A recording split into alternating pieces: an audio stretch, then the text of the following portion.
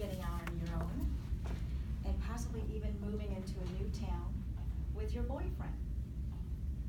You're starting a life together. Isn't that great? And then suddenly, he starts to treat you differently than when you lived together in the previous hometown. He started acting a little bit macho around his family towards you.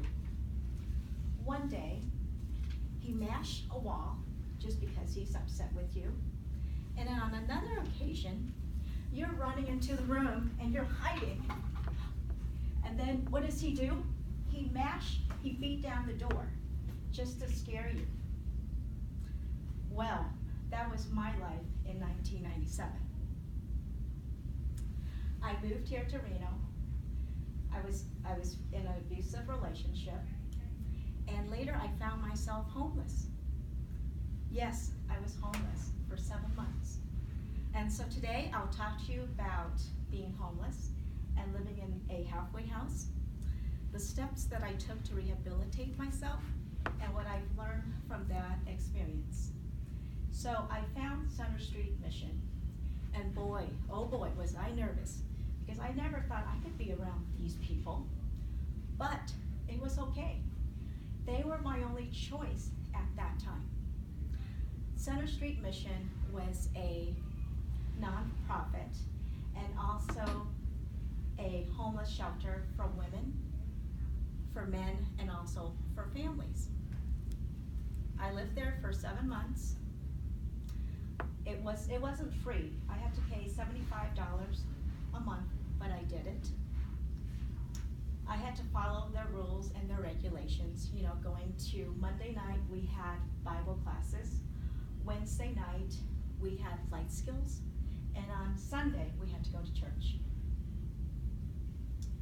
I lived in, my shelter the address was 635 Elko Avenue over in Northeast Reno. And boy, it was not a 5-star hotel at all.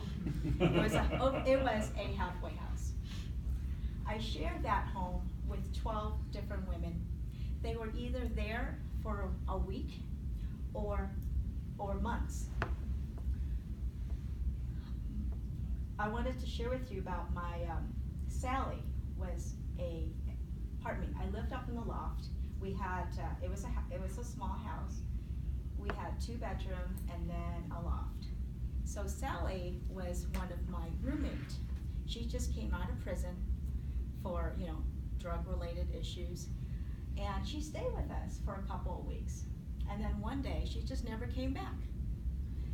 So we just assumed that she just went back to her previous lifestyle, or maybe ended up back to prison.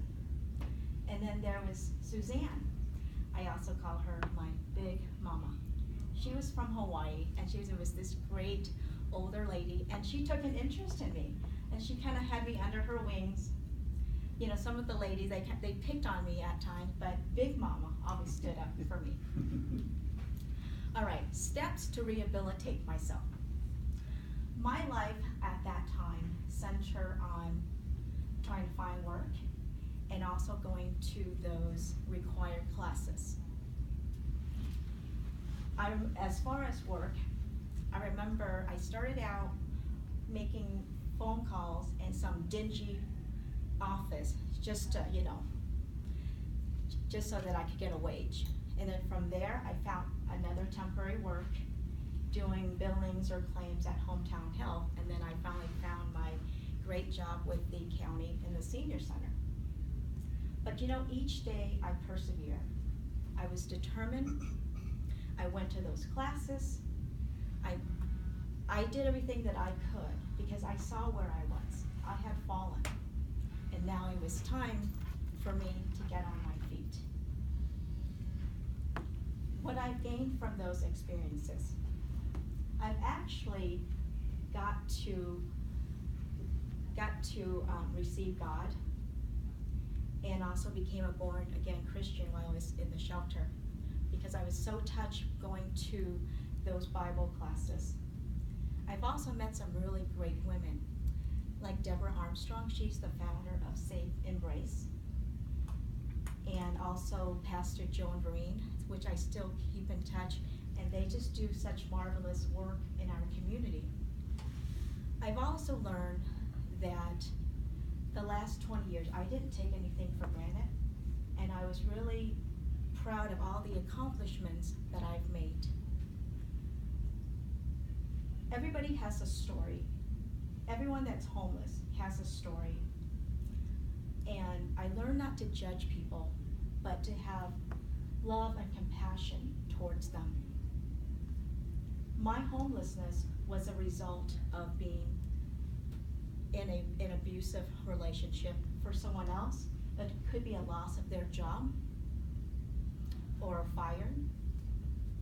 But it's something, homelessness is something that you can overcome and also move on. So in 1997, I was homeless. In 2000, I was a homeowner. I was a victim then, but now I'm a victor. Thank you.